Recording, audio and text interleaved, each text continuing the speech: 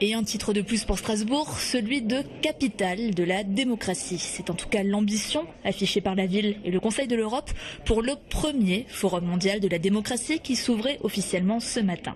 Étaient présents quelques-uns des grands de la planète, dont Ban Ki-moon, secrétaire général de l'ONU. Thème choisi, la démocratie à l'épreuve entre modèle ancien et réalité nouvelle.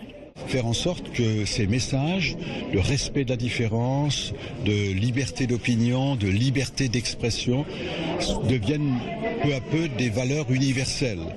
Même si, sans doute, dans chaque pays, en fonction de son histoire à lui, et de ses traditions et de sa culture, il faut adapter le concept de démocratie.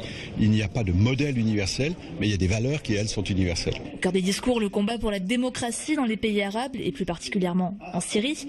Ban Ki-moon a exhorté les gouvernements occidentaux à prendre des mesures politiques contre le régime de Bachar al-Assad.